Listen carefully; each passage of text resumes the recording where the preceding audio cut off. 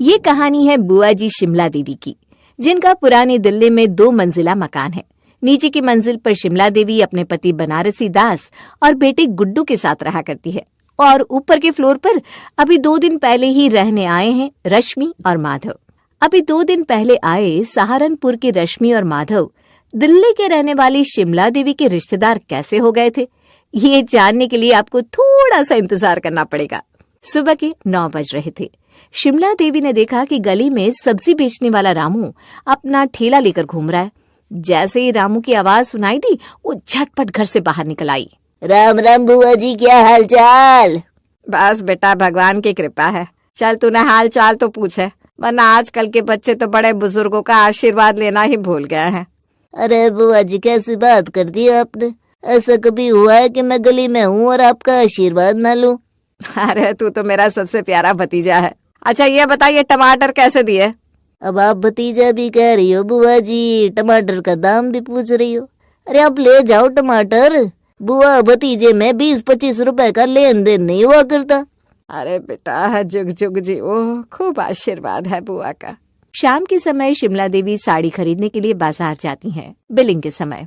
अरे विनोद, तू, ये तेरी दुकान है? मैं तो वैसे ही चिंता कर रही थी, ये मुआ दुकानदार कहीं साड़ी मुझे महंगी तो नहीं लगा रहा। अब मुझे तसल्ली हो गई, मेरे अपने भतीजे की दुकान है। अब भतीजा बुआ से थोड़ी ना गलत दाम लगाएगा। अरे आपको थोड़ी गलतफहमी हो रही है। मेरा नाम विनोद नहीं, प्रकाश है, और मैं आपका भतीजा नहीं हूँ। अरे माफ करना बेटा, मेरा भतीजा है ना विनोद, डील डॉल में बिल्कुल तेरे जैसा ही है। नजर तो बहुत कमजोर हो गई है बेटा, अब उतना साफ दिखाई नहीं देता। माफ करना, मुझे लगा मेरा विनोद ही है। तुम मुझे बस बता दो कितना बिल हुआ है, मैं पैसे दे देती हूँ। अरे माताजी, आप परेशान मत होइए। जैसे आपका विनोद है, समझिए वैसा ही मैं हूँ। अब आपने मुझे अपना भतीजा बना ही लिया है, तो मैं कैसे आपको बुआ कहने से इनकार कर सकता हूँ। वैसे तो ये साड़ी पूरे 800 की है, लेकिन आप ऐसा करिए 500 दे दीजिए। अरे नहीं नहीं बेटा, तुमको नुकसान हो जाएगा। क्यों तुम मुझ बुढ़िया के लिए परेशान होते हो? अरे नहीं बुआ जी, आप बस लागत भर दे दीजिए और ग्राहक से कमा लेंगे। आप तो बस 500 देकर साड़ी ले जाइए। अभी तक तो आप लोग समझ ही गए होंगे कि बुआ जी को ना तो कम दिखाई देता है और ना ही बुआ जी का कोई विनोद नाम का भतीजा है। ये तो हमारी प्यारी शिमला देवी की ट्रिक है। जहाँ उनको मुफ्त सुविधाओं का आनंद लेना होता है, वहाँ वो शिमला देवी से तुरंत जगत बुआ बन जाती है। शिमला देवी यानी कि बुआ जी ने शिकार करने के लिए फिर से 2 मुर्गियों को फंसा लिया है, और उनके इन 2 नए मुर्गों का नाम है रश्मि और माधव।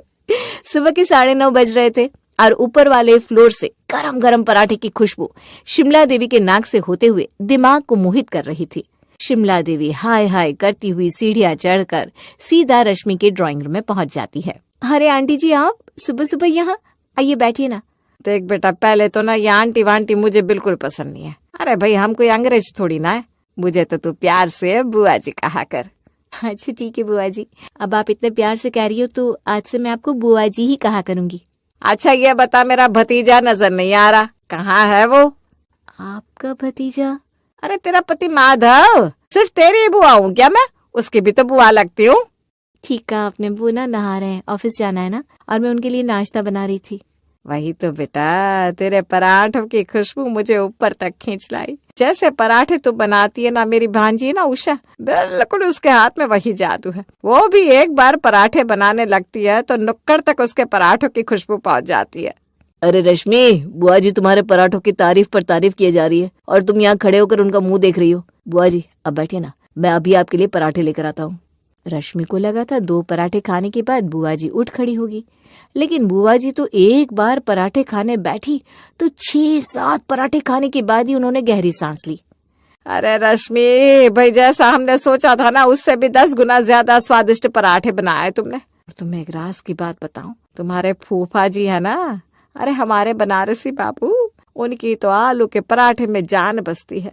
हमारी तो अब उम्र हो गई है बेटा, 1 घंटे अब रसोई में खड़े होकर आलू के पराठे बनाने का जतन तो हमसे होता नहीं। हम तो किसी तरह 2 वक्त दाल रोटी बनाकर खिला देते हैं बस। बुआ जी अब दिल क्यों छोटा करती हैं? मैं हूं ना, अभी आप ऐसा करिए, आप आराम से यहाँ पर बैठिए, तब तक मैं आपके लिए चाय लेकर आती हूँ। उसके बाद फूफा जी और गुड्डू भैया के लिए भी गरम गरम पराठे बना देती हूँ। अब जब सबको आलू के पराठे इतने पसंद है तो उन लोगों को भी तो मेरे हाथ के पराठे खाने के लिए मिलने चाहिए ना। वाह बेटा वाह, इतना आदर सम्मान आजकल के बच्चे कहाँ कर पाते हैं। लेकिन तुम दोनों तो जैसे बिल्कुल सतयुग के राम और सीता हो, बिल्कुल सरल सच्चे लोग। और रश्मि बहू, तू चेहरे से तो सुंदर है ही, तेरा मन ना उससे भी ज्यादा खूबसूरत है। कोई जल्दी नहीं है बेटा, तू आराम से आलू के 15-20 पराठे सेक ले। तेरे फूफा जी और गुड्डू भैया खाकर ना बिल्कुल खुश हो जाएंगे। तब तक मैं यहाँ आराम से बैठी हूँ। तू ना अदरक वाली एक बढ़िया सी चाय बना दे। और सुन, मैं ना कप में चाय नहीं पीती, गिलास में लाना। हाँ बेटा? ठीक है बुआ जी, मैं आपके लिए चाय लेकर आती हूँ। रश्मि को गए अभी 5 मिनट भी नहीं हुए थे कि बुआ जी एक बार फिर से रश्मि रश्मि कहकर आवाज लगाने लगती है। क्या हुआ बुआ जी, आपको कुछ चाहिए था क्या? हाँ बेटा, टीवी ऑन कर देना जरा, अनुपमा आ रहा होगा। आजकल ना बड़ा अच्छा ट्विस्ट चल रहा है। और हाँ, चाय में ना दूध ज्यादा और पत्ती कम रखना है। जी जी, समझ गई बुआ जी। बुआ जी अब आराम से ड्राइंग रूम में बैठकर अनुपमा की रिपीट टेलीकास्ट देख रही थी और उधर रश्मि पति माधव को टिफिन देने के बाद 1 घंटे से आलू के पराठे बनाने में लगी हुई थी। कई घंटे की कमर तोड़ मेहनत के बाद आखिरकार बुआ जी के 20 पराठे बनकर तैयार हुए और रश्मि ने ले जाकर उन्हें बुआ जी को थमा दिया। ये लीजिए बुआ जी, आपके पराठे तैयार हो गए। बहुत बहुत धन्यवाद बेटा। ला, मैं जल्दी से ले जाकर फूफा जी को और गुड्डू को खिला देती हूँ, वरना ठंडे हो गए ना तो सारा स्वाद ही खराब हो जाएगा। बुआ जी जल्दी जल्दी पराठे लेकर सीढ़ियां उतरने लगती है। अभी बुआ जी को गए 10 मिनट भी नहीं हुए थे कि एक बार फिर से रश्मि के दरवाजे की घंटी बज जाती है। रश्मि जाकर दरवाजा खोलती है तो देखती है कि सामने बुआ जी खड़ी है। क्या हुआ बुआ जी, पराठे कम पड़ गए क्या? अरे नहीं नहीं बेटा, वो मैंने तेरे फूफा जी को बताया ना कि रश्मि बिटिया ने इतनी स्वादिष्ट अदरक और मसाले वाली चाय बनाई थी, तो बस नाराज हो गए। मुझसे कहने लगे, भाई रश्मि माधव ने तो तुम्हें ही अपनी बुआ माना है, हम क्या उनके फूफा जी नहीं लगते? वरना बहू ऐसे सिर्फ पराठे बंद करके थोड़ी ना दे देती, हमारे लिए भी तो 2 कप चाय बनाकर दे सकती थी। बुआ जी की बात सुनकर रश्मि मुस्कुराने लगती है। अरे बुआ जी, फूफा जी को कहिए, ऐसी कोई बात नहीं है। अगर आप मेरी बुआ जी है तो वो भी तो फूफा जी हुए ना। आप बस 10 मिनट बैठिए, मैं फटाफट से 2 कप चाय बनाकर लाती हूँ। 2 कप नहीं बेटा, 3 कप बना देना। अब तेरे हाथ की चाय पीने का मौका तो मैं छोड़ने से रही। अच्छा बुआ जी, 3 कप चाय बना देती हूँ। रश्मि जल्दी जल्दी रसोई में जाकर 3 कप चाय बनाती है और थर्मस में पैक करके बुआ जी के हाथ में थमा देती है। अब आप लोगों को क्या लग रहा है कि बुआ जी क्या यहीं पर रुकने वाली है? अरे ना जी ना, अभी तो बस ये शुरुआत है। आगे आगे देखिए होता है क्या। रश्मि ने बुआ जी को उंगली पकड़ाई, लेकिन बुआ जी उंगली की मदद से कब उसके कंधे पर आकर बैठ गई ये तो वो भी नहीं जानते। शाम का समय था। शिमला देवी ने देखा कि माधव साड़ी का डिब्बा लेकर सीढ़ियों से ऊपर जा रहा है। बस फिर क्या था, माधव के पीछे पीछे बुआ जी भी ऊपर वाले फ्लोर पर पहुंच जाती है। अरे भाई रश्मि, माधव, डिस्टर्ब तो नहीं कर दिया तुम दोनों को? अरे नहीं नहीं बुआ जी, आपके आने से डिस्टर्बेंस कैसा। आइए ना बैठिए, मैं भी रश्मि को बुलाता हूँ। अरे बेटा, वो तेरे हाथ में साड़ी का डब्बा देखा ना, तो मैंने सोचा चल देख लो रश्मि बहू के लिए कैसी साड़ी लेकर आया है तू। बुआ जी वो क्या है ना, आज रश्मि का जन्मदिन है तो उसके लिए साड़ी लेकर आया हूँ। माधव की बात सुनकर अचानक ही बुआ जी आंसू पोंछने लगती है। अरे बुआ जी, मेरा जन्मदिन है, इसमें रोने जैसी क्या बात है, अब रोने क्यों लगी? नहीं बेटा, तेरे जन्मदिन की तो मुझे बहुत खुशी है। आंसू तो ये सोच कर आ गए कि मेरा तो पिछले 50 साल से कभी किसी ने जन्मदिन मनाया ही नहीं। साड़ी तो गुड्डू के पापा ने कभी ला कर नहीं दी। और बेटा, वो तो ऐसा निकम्मा निठल्ला निकल गया, उससे तो ऐसी उम्मीद करना ही बेकार है कि वो कभी कुछ लाकर मेरे हाथ में थमाएगा। हर किसी की किस्मत में सुख नहीं होता बेटा। तुम दोनों खुश रहो, खूब अच्छे से जन्मदिन मनाओ। बुआ जी की आंखों से टप टप टपकते आंसू देखकर बेचारा माधव भी उन आंसुओं में बह जाता है। अरे बुआ जी, कमाल कर दिया। मुझे अपना भतीजा भी कहती है और फिर बेटे के बेरोजगार होने पर दुख भी मना रही है। अरे गुड्डू भैया बेरोजगार है तो क्या हुआ, आपका ये भतीजा तो नौकरी करता है। ऐसा करिए, ये साड़ी आप रख लीजिए, रश्मि के लिए मैं दूसरी साड़ी ले आऊंगा। रश्मि, तुम्हें कोई एतराज तो नहीं है ना? अरे नहीं नहीं, मुझे क्या एतराज होगा। नहीं नहीं नहीं बेटा, रश्मि बहू का जन्मदिन है, ये साड़ी तू से ही दे दे। अरे मेरा क्या है, मैं तो इतने सालों से यही फटा पुराना पहनकर काम चला रही हूँ। रख लीजिए बुआ जी, मेरे पास तो वैसे भी बहुत साड़ियाँ हैं, मुझे बिल्कुल भी बुरा नहीं लगा।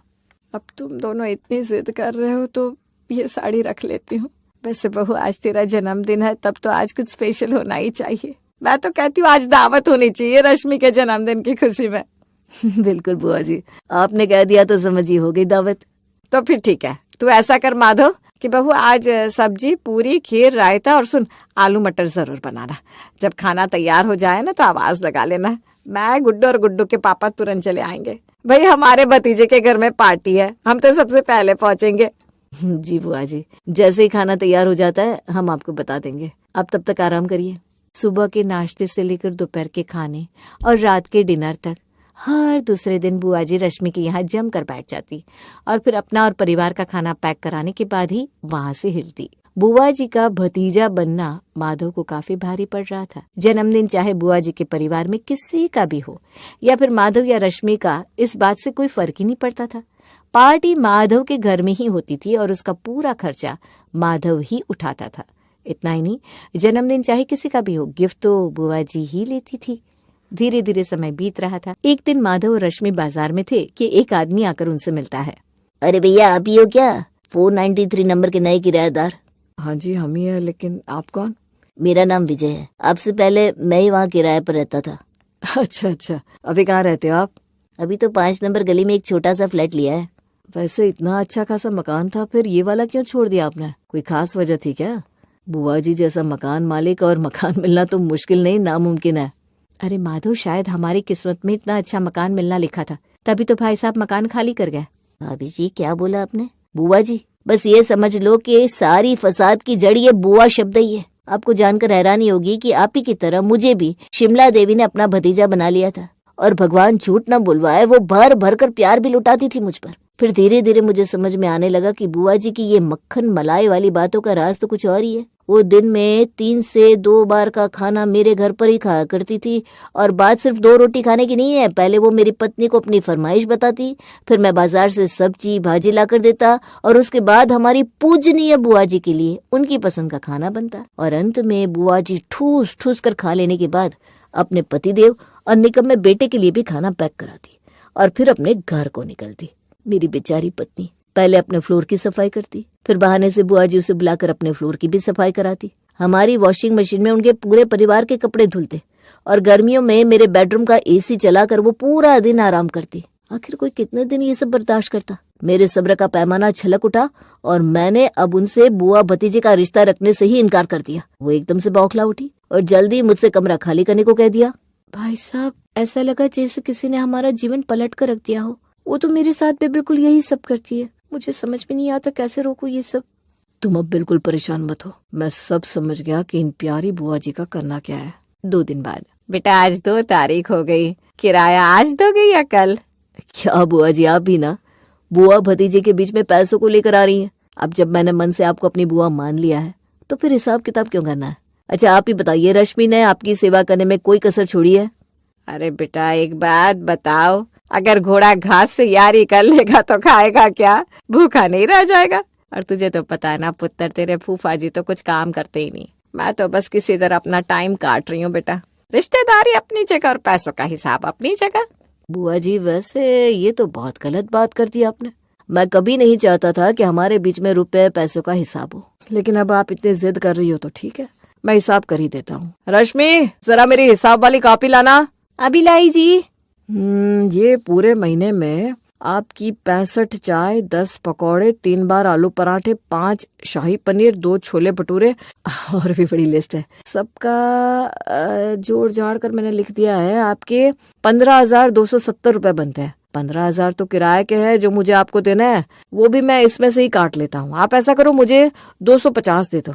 अब आप तो बुआ जी हैं मेरी, आपसे 20 रुपए के लिए चिक चिक थोड़ी ना करूंगा मैं। क्या तुम भी माधव, बुआ जी कोई पैसे लेकर थोड़ी ना घूम रही होंगी। कोई बात नहीं बुआ जी, मैं इंतजार कर लूंगी। आप नीचे जाकर 250 रुपए लाकर मुझे बाद में दे देना। क्या कहा? 250 रुपये मैं दूंगी तुम लोगों को? क्यों बुआ जी, जब रोज नए नए पकवान खाने को मिलते थे तब तो आपने कभी नहीं सोचा कि उन्हें बनाने में हमारा भी कुछ खर्च होता होगा। तब तो आप रोज नई नई फरमाइश किया करती थी। मैं कोई ढाबे में खाना खाने थोड़ी ना आई थी जो मैं अपने खाए हुए खाने का बिल चुकता करूं। अरे तुझे अपना भतीजा माना है मैंने, इसलिए हक से कुछ भी बनाने के लिए कह दिया करती थी। मुझे क्या पता था कि तू मुझे ऐसे दिन दिखाएगा। अरे बुआ जी, मैं भी तो यही कह रहा हूँ ना कि बुआ भतीजे के बीच में हिसाब किताब कहाँ से आ गया। वो तो आप ही जिद लेकर बैठी हुई थी कि नहीं नहीं किराए का हिसाब कर लूं। अब आप देखिए, अगर बुआ भतीजे से अधिकार से कुछ भी बनाने के लिए कह सकती है तो भतीजा भी तो बुआ के मकान में अधिकार से रह सकता है ना। अब मैं बुआ के घर में रहने के लिए उन्हें किराया दूं, फिर ऐसी बुआ का क्या फायदा है? ये तो बहुत तेज है। मैं दुनिया को टोपी पहनाती हूँ, ये मुझे टोपी पहना रहा है। लगता है इसके साथ मेरी दाल नहीं गलने वाली। अभी तक जो खाया सो खाया, आगे राम दुहाई। कल ही इसे मकान से निकाल कर बाहर करती हूँ। ऐसे मुफ्तखोर किराएदार की मुझे कोई जरूरत नहीं है। सब समझ गई मैं, ठीक है? आगे से मैं तुम्हारे घर कभी भी नहीं आऊंगी। अभी तक का जो मेरा हिसाब है वो कर दो और अपने लिए कोई दूसरा मकान देख लो। वो तो मैं तुझे अपना भतीजा समझती थी, इसलिए 15,000 में अपना घर रहने के लिए दे दिया था, वरना मुझे तो 30,000 तक के किराएदार मिल रहा है। माधव और रश्मि भी इस बुआ भतीजे के ड्रामे से पूरी तरह से परेशान हो चुके थे, इसलिए वो भी जल्द ही शिमला देवी का मकान खाली कर देते हैं और अपने लिए कोई दूसरा मकान ढूंढ लेते हैं। निशा को बाहर खाना तो बहुत पसंद था, पर खाना खाकर पैसा देना बिल्कुल पसंद नहीं था। निशा की शादी को 6 महीने हो चुके थे, पर जब से बेचारी निशा की शादी हुई थी वो कहीं बाहर जाकर कुछ खा ही नहीं पा रही थी। ऐसे ही एक दिन निशा का भाई निशा को लेने उसके ससुराल आता है। अरे छोटू तू आ गया? माँ तो बता रही थी कि तू शाम तक आएगा। सोचा तो शाम का ही था, पर माँ ने बोला कि शाम तक मैं तुझे घर लेकर पहुँच जाऊँ। अच्छा माताजी, मुझे आज्ञा दीजिए, मैं जैसे अपनी बहन को लेकर जा रहा हूँ वैसे ही उसे यहाँ छोड़कर भी चला जाऊंगा। बस 2 दिन की बात है, शादी का घर है, सब आ रहे हैं और दीदी नहीं होगी तो अच्छा नहीं लगेगा ना। अरे हाँ हाँ बेटा, आराम से अपनी बहन को लेकर जाओ, हमने कब मना किया है। अच्छा बहू, आराम से घर पहुंचकर मुझे फोन कर देना, ठीक है? अब क्या था, आजादी मिलते ही निशा अपने भाई के साथ अपने मायके के लिए निकल जाती है। अब निशा और उसका भाई जा ही रहे थे कि तभी रास्ते में निशा को गोलगप्पे वाला नजर आता है। निशा अपने भाई से कहती है, छोटू मुफ्त की गोलगप्पे खाने हैं। दीदी तुम सुधरोगी नहीं। अरे इसीलिए मैं तुम्हें लेने नहीं आ रहा था, पर माँ भी ना मुझे ही भेजती है। मुझे तो समझ में नहीं आता तू इतना डरता क्यों है? आज से पहले हम कभी पकड़े नहीं गए ना। और देख उस गोलगप्पे वाले के पास कितनी भीड़ लगी है, आज भी नहीं पकड़े जाएंगे। डरना बंद करना, चल मेरे साथ। पर दीदी अब तुम्हारी शादी हो गई है, अपनी हरकतों से बाज आ जाओ ना। एक दिन तुम खुद तो फंसोगी, साथ ही साथ अपने घर वालों को भी फंसा लोगी। निशा का भाई निशा को समझाता रह जाता है, पर निशा कहाँ किसी की सुनने वाली थी। वो जबरदस्ती अपने भाई को लेकर गोलगप्पे वाले के पास जाती है और गोलगप्पे खाकर भीड़ का फायदा उठाती है और बिना पैसे दिए अपने भाई के साथ निकल लेती है।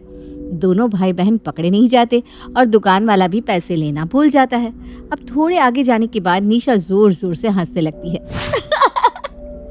देखा, पकड़े नहीं गए ना। खामखा तो इतना डर रहा था, वैसे मजा आ गया आज। कितने दिनों बाद मुफ्त का कुछ खाया है मैंने, वो भी बाहर का। दीदी बेईमानी करनी गलत बात होती है, और जिस दिन तुम पकड़ी जाओगी ना उस दिन तुम्हें अकल आएगी। छोटा भाई है, छोटा बनकर रह, मेरा बाप बनने की जरूरत नहीं है। अब चल गाड़ी में बैठ, माँ ना हमारी राह देख रही होगी। निशा अपने भाई के साथ अपने मायके जाती है, जहाँ वो शादी अटेंड करती है, खूब मजे करती है। 2 दिन बाद फिर से वो अपने ससुराल आ जाती है। ऐसे ही कुछ दिन बीत जाते हैं। एक दिन निशा का बर्थडे होता है और इस मौके पर निशा की ननद आरती निशा से कहती है, भाभी आज आपका बर्थडे है ना? भैया नहीं तो क्या हुआ, मैं तो हूँ। आज आप मेरे साथ बाहर चलो, हम आपका बर्थडे बाहर सेलिब्रेट करेंगे। अब आप जल्दी से बोलो आपको कौन से रेस्टोरेंट में जाना है। आप जो बोलोगी ना मैं आपको वो खिलाऊंगी। अगर ऐसी बात है तो आज मुझे यहाँ के सबसे फेमस रेस्टोरेंट में ले चलो। आरती इस बात से अनजान थी कि उसकी भाभी को मुफ्त का खाना पसंद था। अब वो अपनी भाभी के साथ बाहर चली जाती है और एक रेस्टोरेंट में पहुंचने के बाद उसे याद आता है कि वो अपना पर्स तो घर पर ही भूल गई है। भाभी रुक जाओ, कुछ ऑर्डर मत करना क्योंकि मैं अपना पर्स लाना भूल गई हूँ। मेरे पास बस 200-300 रुपए ही बचे हैं, माफ करना, हम यहाँ से चलते हैं। अरे क्या हुआ, अगर 200-300 ही रखें, हम इतने में ही कुछ खा लेंगे। भाभी ये बहुत बड़ा रेस्टोरेंट है, यहाँ का खाना बहुत महंगा मिलता है। मैं आपसे वादा करती हूँ ना, मैं आपको यहाँ पर फिर कभी लेकर आऊंगी। आज ना हम बाहर का ही कुछ खा लेते हैं। नाना जी फिक्र मत करो, हम यहीं का खाना खाएंगे और वो भी मुफ्त में। आपके 200-300 भी ना मैं खर्च नहीं होने दूंगी। वैसे भी आज तो मेरा जन्मदिन है, आज तो वही होगा जो मैं कहूँगी। आप बस वैसा करती रहना जैसा जैसा मैं कहूँ। भाभी आप क्या कर रही हो? अगर हम पकड़े गए ना तो बुरे फंसेंगे। अरे डरती क्यों, मैं हूं ना, तुम बस ऑर्डर करो। निशा के कहने पर आरती डरते डरते खाना ऑर्डर कर देती है। अब दोनों ननद भाभी पेट भर के खाना खाती है और खाना खाने के बाद एक बार फिर आरती के पसीने छूटने लगते हैं। अरे आरती, अगर ऐसे हम डरने लगे ना तो हम पकड़े जाएंगे। अच्छा सुनो, अब मैं ना कुछ मीठे में ऑर्डर कर रही हूँ और इसमें अपने बाल का एक टुकड़ा डाल दूंगी। वेटर और यहाँ के मैनेजर से हम कहेंगे कि हमारे खाने में बाल निकला है, फिर देखना कैसे हमें फ्री सर्विस मिलती है। निशा बिल्कुल वैसा ही करती है। वो खाने में कुछ मीठा मंगवाती है और उसमें अपना खुद का बाल तोड़कर डाल देती है और वेटर पर चिल्लाने लगती है। आपकी होटल की कितनी घटिया सर्विस है, मेरे खाने में बाल निकला है। अगर मैं यहाँ गंदा खाना खाऊंगी तो क्या मैं बीमार नहीं पड़ जाऊंगी? अब इसका जवाब मुझे कौन देगा, बताओ आप। माफ कर दीजिए मैडम, पर आज से पहले ऐसा कभी नहीं हुआ। अब प्लीज हमारे मैनेजर से बात कीजिए, वरना मेरी नौकरी चली जाएगी। मैं आपका बिल भर दूंगा, बस आप ये बात किसी को मत बताना। भाभी रहने देते हैं ना, बेचारी की नौकरी चली जाएगी। आरती, तुम ना बहुत भोली हो। ये वेटर ऐसे ही करते हैं, हमसे टिप ले लेते हैं और हमें ही गंदा खाना खिला देते हैं। मैं अभी तुम्हारी कंप्लेन करूंगी।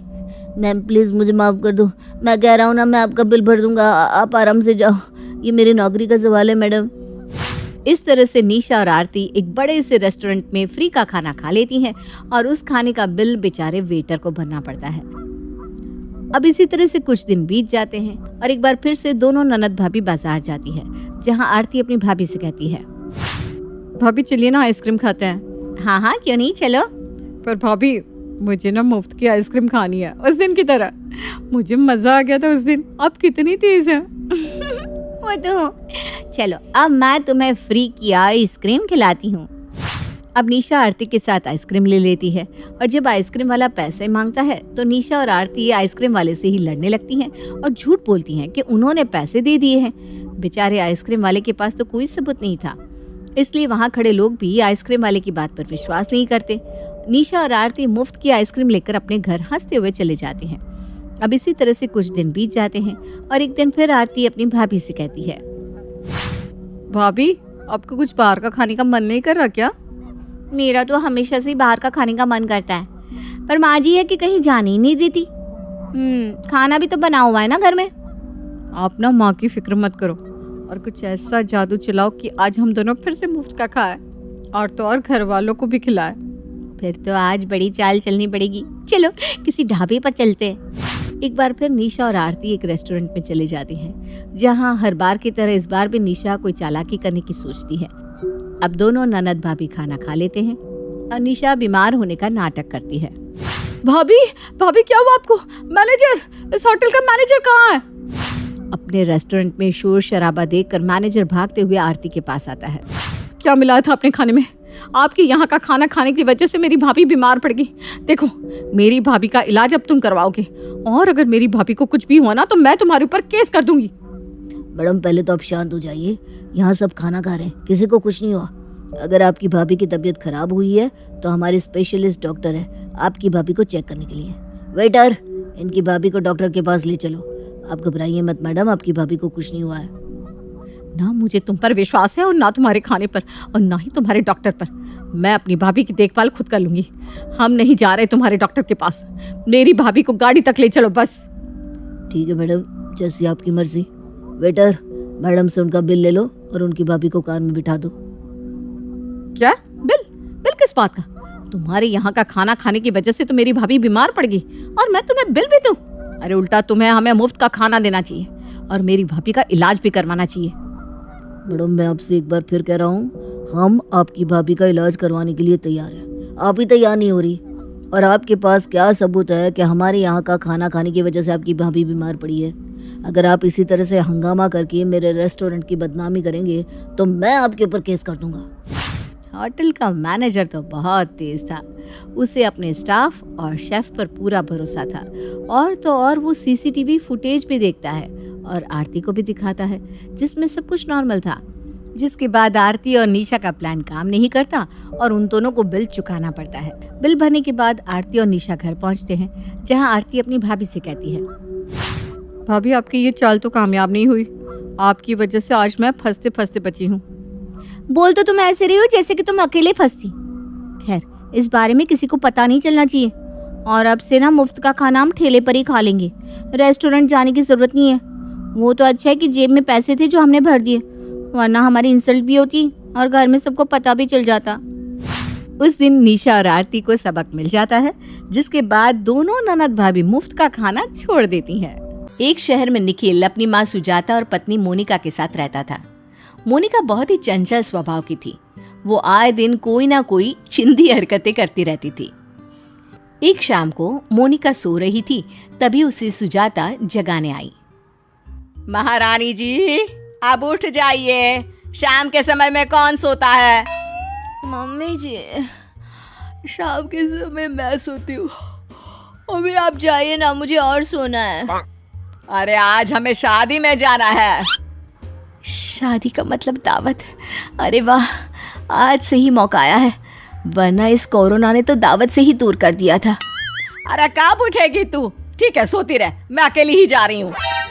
जैसे ही सुजाता जाने लगती है, मोनिका जल्दी से उठ जाती है। मम्मी जी, मैं तो जगी हुई थी, चलो चलते हैं। अच्छा ठीक है, पर पहले तैयार तो हो जा।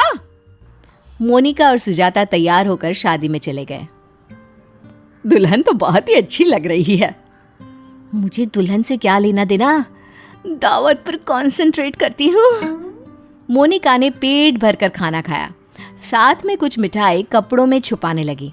जब सुजाता ने उसे ऐसा करते हुए देख लिया, मोनिका, तू अपनी चिंदी हरकतों से कब बाज आएगी?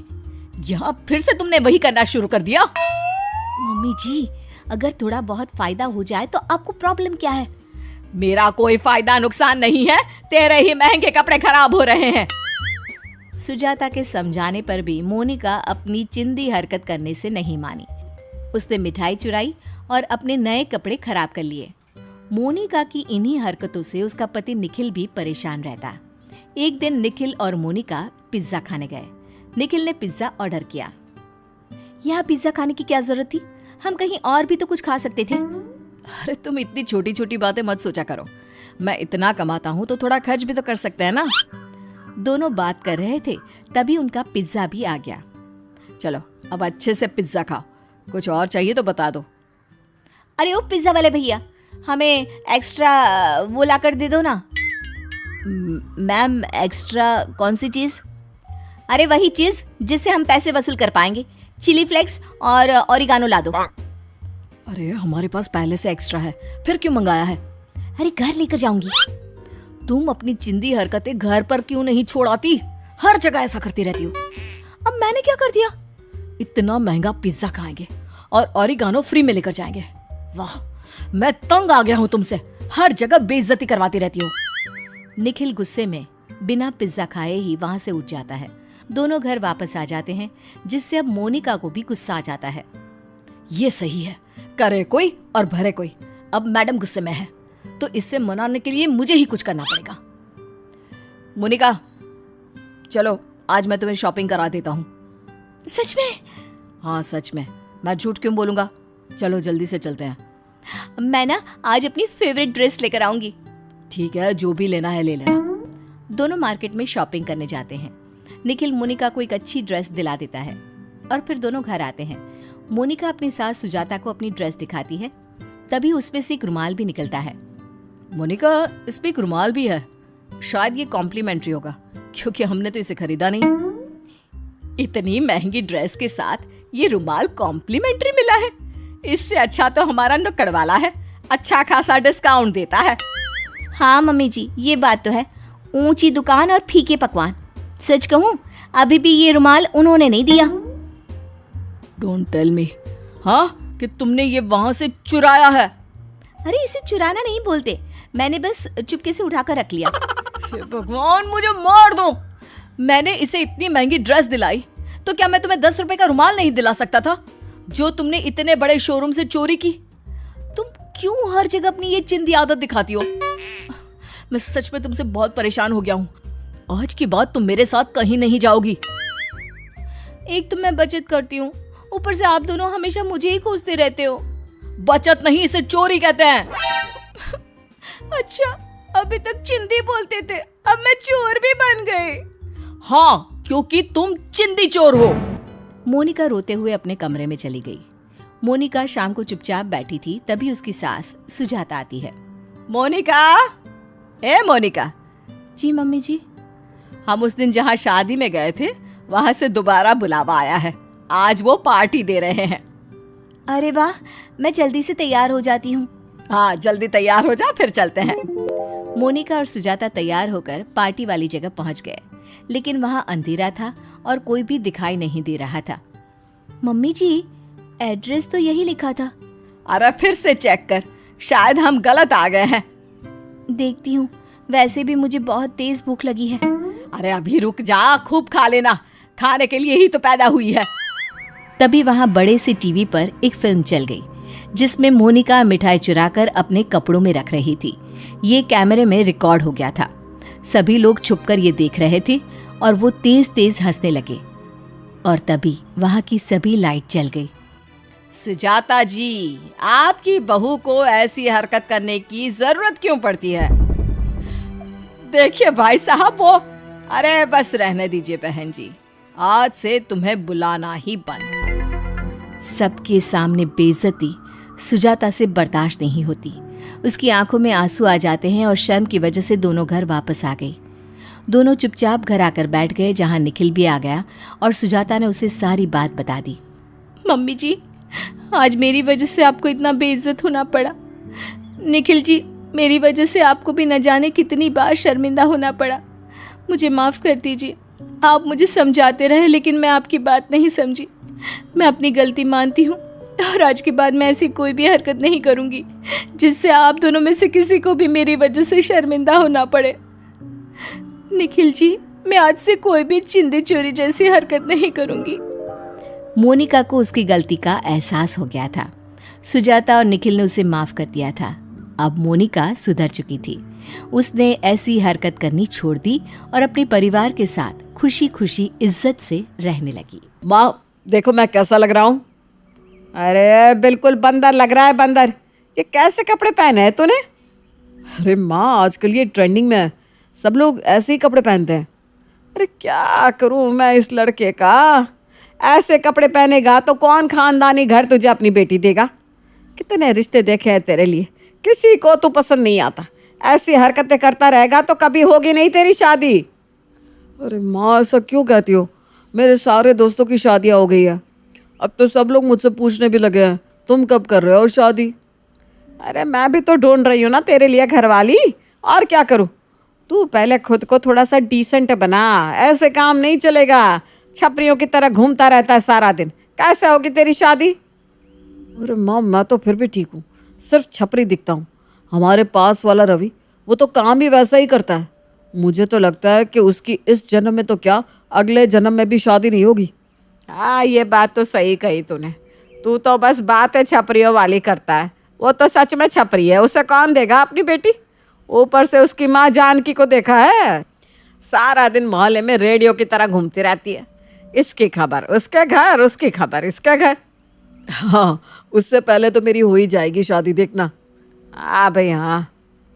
अरे कावेरी, कहाँ रह गई तुम? कहीं बाहर तो नहीं गई हो? ये लो, शैतान का नाम लिया और शैतान को दरवाजे पर चल कर आ गया। बोलो। अरे माँ धीरे बोलो ना, वो यहीं आ रही है। अरे आओ आओ जानकी, कहो क्या चाहिए था आज? चीनी खत्म हो गई या फिर दूध, या फिर सब्जी मांगने आ गई हो? अरे आज मैं कुछ मांगने नहीं, देने आई हूँ।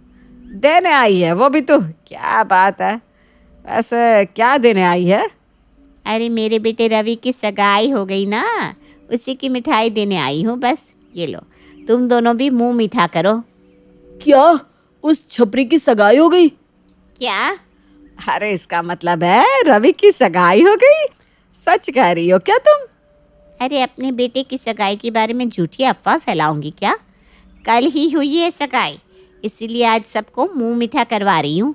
इतनी सुंदर बहू मिली है मुझे, क्या बताऊँ तुझे। असंभव, कैसे हुआ ये? किसने किया ये? क्या? मेरा मतलब है ये तो खुशी की बात है, बहुत ही खुशी की बात। तो ये पूछ रही हूँ कि किसी रिश्तेदार ने करवाई है क्या सगाई? किसने रिश्ता लाया है इतने होनहार लड़के के लिए? अरे जलंधर की सबसे मशहूर दिलजीत शादी वाली आंटी के मैरिज ब्यूरो से करवाया है रवि का रिश्ता। आज तक उनका रिकॉर्ड रहा है कि कोई भी घर खाली नहीं गया इनका। अच्छा, दिलजीत शादी वाली आंटी? अरे तुमने इनका नाम नहीं सुना? मैं तो कहती हूँ आकाश के लिए भी तुझे उनको बोलना चाहिए। वैसे भी आकाश को तो कोई लड़की पसंद ही नहीं कर रही ना। हाँ, अगर तेरे बेटे का रिश्ता हो सकता है तो आकाश का तो करवा ही देंगी मेरे हिसाब से।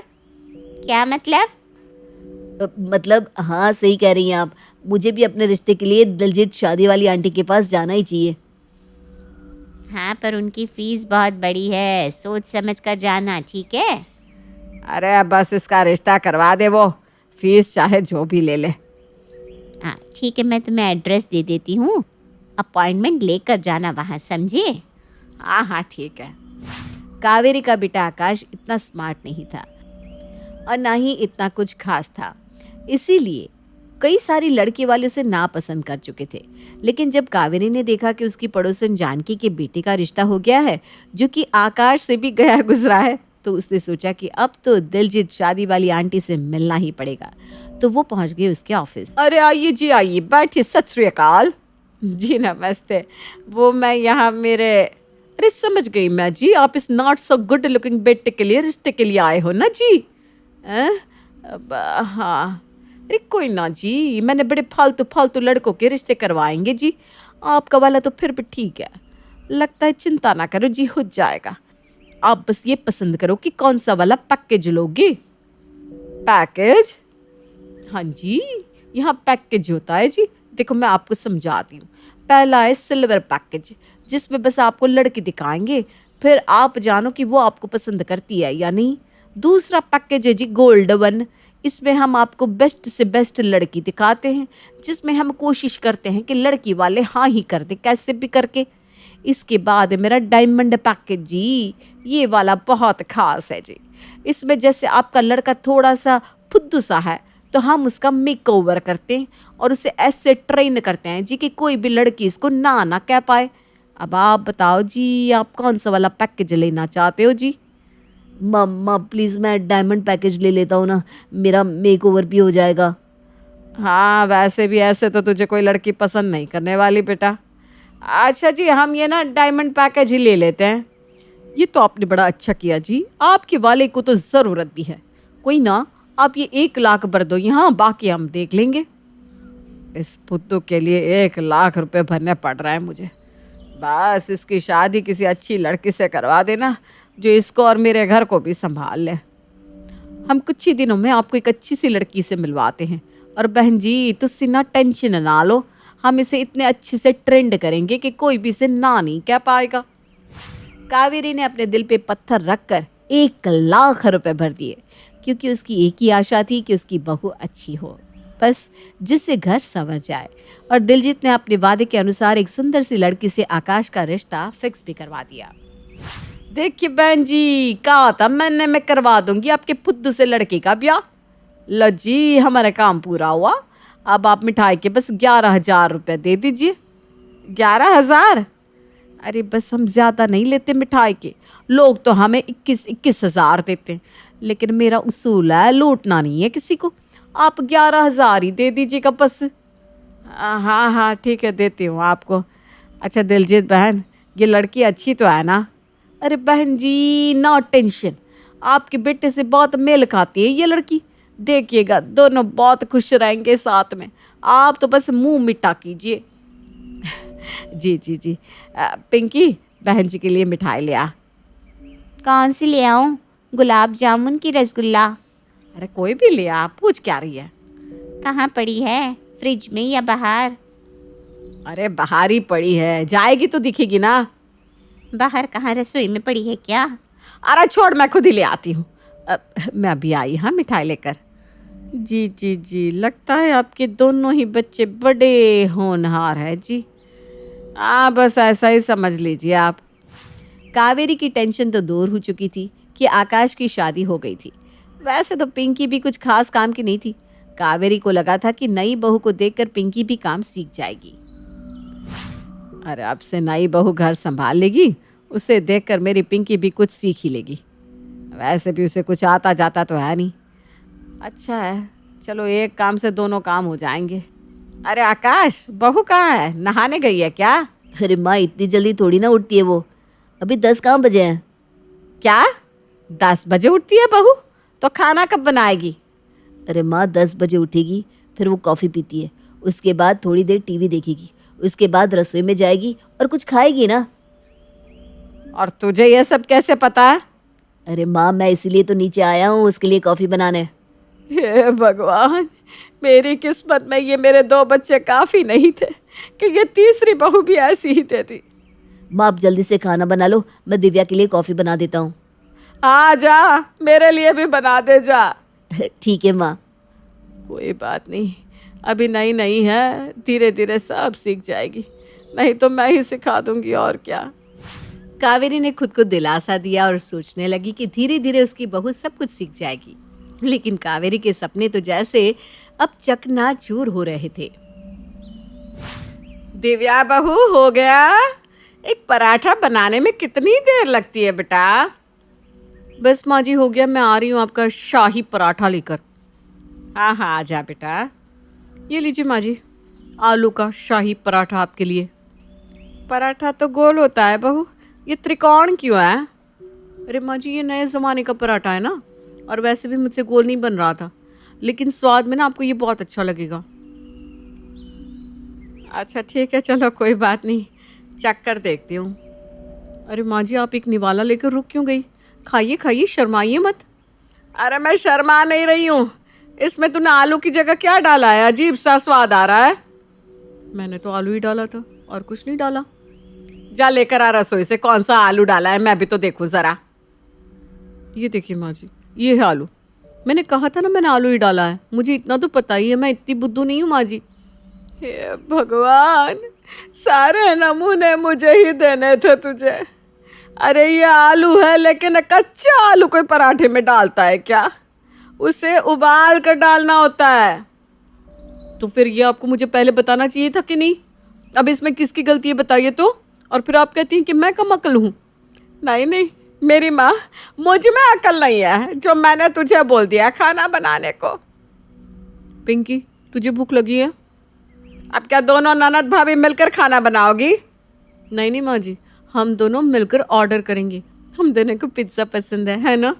हाँ भाभी, चलिए आज तो ऑफर भी चल रहा है।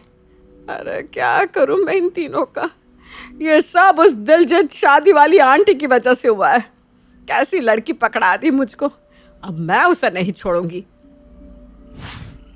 कावेरी के अरमानों पर पानी फिर चुका था, लेकिन अब उसे दिलजीत पर गुस्सा आ रहा था क्योंकि उसने आकाश की शादी दिव्या से करवाई थी। कावेरी ने दिलजीत को फोन किया और खरी खोटी सुनाना शुरू कर दिया। अरे अरे बहन जी, अब मेरी की गलती इसमें? हाँ, मैंने तो कहा था आपके बेटे से मेल खाती है लड़की, दोनों खुश रहेंगे साथ में, है कि नहीं? अब देख लो, दोनों खुश तो हैं साथ में। अरे वो तो तीनों ही खुश है, लेकिन मेरी जिंदगी तो झंड हो गई ना उससे काम आता है, ना घर संभालना आता है, बस सारा दिन फ़ोन चलाती है और सेल्फी निकालती रहती है। तो इसमें मेरा की कसूर बहन जी? मैंने तो आपको सुंदर लड़की लेकर देती, अब आपको तो खुश होना चाहिए, आप तो मुझे ही सुना रही है उल्टा। अरे तो आपको नहीं तो किससे सुनाऊंगी? 1 लाख रुपए लिए है आपने शादी करवाने के लिए, और ऐसी लड़की से शादी करवा दी मेरे बेटे की। अरे आपका बेटा भी तो देखिए कितना होनहार है, मैं नहीं करवाती शादी तो अब तक कवारा बैठा होता है कि नहीं? अरे जाइए जाइए, बहुत देखे आपके जैसे। अरे मैं अपने बेटे की शादी किसी अच्छी लड़की से करवा दी, आपकी वजह से ये आफत मेरे गले आ पड़ी। देखिए बहन जी, मेरा काम है शादी करवाना, अब आप मुझे क्यों सुना रही हो? कम से कम शादी तो हो गई आपके बेटे की। वैसे तो आपके दोनों बच्चे बड़े फुद्दू है, अगर मैं ना होती तो कोई लड़की आपके बेटे से शादी नहीं करती। हाँ जी, बड़ी आई है, मैंने करवाई शादी, और जहाँ तक रही मेरी बेटी की शादी तो वो तो मैं किसी अच्छे से घर में करवाऊंगी, देख लीजिएगा आप। हाँ जी, मैं भी देखती हूँ आप कैसे करवाती है शादी अपनी बेटी की। आपको क्या लगता है आप ही है क्या एक जो शादी करवा सकती है? पूरे शहर में बहुत सारे बैठे हैं शादी करवाने के लिए। हाँ जी, क्यों नहीं, आप भी यहाँ मैं भी यहाँ, देखते हैं कैसे होती है आपकी बेटी की शादी। और चिंता मत कीजिएगा बहन जी, अगर आप मुझसे माफ़ी मांग लेती तो मैं आपको माफ़ कर भी दूंगी और आपकी बेटी की शादी भी करवा दूंगी, ऐसी नौबत ही नहीं आएगी कभी। कावेरी ने दिलजीत को उल्टा पुल्टा सुनाकर फ़ोन काट दिया और पिंकी को तैयार करवा दिया उसके साथ चलने के लिए रामलाल शादी वाले के पास। अरे आइए आइए, बैठिए बैठिए। भाई साहब, मुझे मेरी बेटी पिंकी के लिए रिश्ता देखना था। अच्छा, क्या करती है ये? कितना पढ़ी लिखी है? पढ़ी तो है कॉलेज, लेकिन समझ लीजिए आता जाता कुछ नहीं है। समझ गया मैं। अब देखिए बहन जी, आजकल तो सारे परिवार कामकाज वाली अच्छी सुशील लड़की को ढूंढते हैं। ऐसे में पिंकी का रिश्ता होना थोड़ा सा तो मुश्किल है, लेकिन आप एक काम करिए, आप दिलजीत शादी वाली आंटी के पास चले जाइए। वो किसी का भी रिश्ता करवा सकती है, आपकी बेटी का भी रिश्ता करवा देगी। अरे भाई साहब, हमने उससे ही तो झगड़ा करके आपके पास आए हैं। क्या आपने दिलजीत बहन जी से झगड़ा कर लिया? अरे आपको पता है वो शहर की सबसे बड़ी शादी करवाने वाली है। आपने उनसे पंगा लेकर ठीक नहीं किया। अरे ऐसा नहीं है, बहुत सारे बैठे हैं शहर में। चल पिंकी, हम किसी और के पास चलते हैं। कावेरी और पिंकी कई सारे शादी करवाने वालों के पास गए, लेकिन सबने मना कर दिया क्योंकि कोई भी दिलजीत के आगे खड़ा होना ही नहीं चाहता था। अरे बहन जी, आप फिर आ गई। मैंने आपको कितने रिश्ते भेजे हैं, कोई भी आपकी बेटी को पसंद नहीं करना चाहता। कोई कहता है लड़की सुंदर नहीं है ज़्यादा, कोई कहता है कामचोर है। अब तो देखिए, मैं और कुछ नहीं कर सकती आपके लिए। अरे बहन जी, ऐसा मत कहिए, कोई और रिश्ता हो तो बताइए ना। अरे बहन जी, अब आपके पास ना एक ही चारा है, दिलजीत शादी वाली आंटी। अब उनके सिवा इस लड़की की शादी कोई नहीं करवा सकता। अब तो लगता है दिलजीत के पास जाना ही पड़ेगा। कावेरी को समझ में आ गया था कि पिंकी की शादी अगर अब कोई करवा सकता है तो वो बस दिलजीत ही। इसलिए वो मिठाई और कुछ तोहफे लेकर पहुंच गई दिलजीत के ऑफिस। कैसी है आप बहन जी? अरे आप अभी भी मुझे कोसने आई हैं क्या? अरे बहन जी, कैसी बातें कर रही हैं आप? ये तो बस चलता ही रहता है। मैं तो बस यूं ही कुछ भी कह जाती हूँ। इतनी अच्छी बहू लेकर दी है आपने, मैं तो धन्य हो गई हूँ। अब मेरी बेटी का भी रिश्ता आप ही करवाएंगी, मैंने तो बस तय कर लिया है। लेकिन आप तो कह रही थी कि अरे बस बस बस, आप कुछ मत कहिए। आप तो जानती ही हैं कि मेरे बच्चे कितने होनहार किस्म के हैं। इससे भी किसी गत्ते के साथ, मेरा मतलब है किसी अच्छे से लड़के के साथ करवा दीजिए शादी बस। मैंने तो कहा था दिलजीत के सिवा और कोई नहीं करवा सकता आपके बच्चों की शादी। वो तो मैंने देख ही लिया दिव्या को देखकर कि आप किसी की भी शादी करवा सकती हैं। क्यों? मतलब आपके हाथों में जादू है बहन जी। आप बस इस बच्ची का रिश्ता भी करवा दीजिए, जिससे मेरी मुसीबत किसी और के गले में पड़ जाए बस। अरे अब टेंशन ना लो जी, दिलजीत अच्छी अच्छों की शादी करवा देती है। कावेरी को समझ में आ गया कि जैसी उसकी बहू है वैसी ही थी उसकी बेटी भी, इसलिए उसकी शादी भी दिलजीत के अलावा कोई और नहीं करवा सकता था। पिंकी की शादी दिलजीत ने करवा दी और कावेरी की मुसीबत अब किसी और के गले पड़ चुकी थी। तो अगर आपको भी किसी ऐसी की शादी करवानी हो तो बताइएगा, दिलजीत शादी वाली आंटी है ना।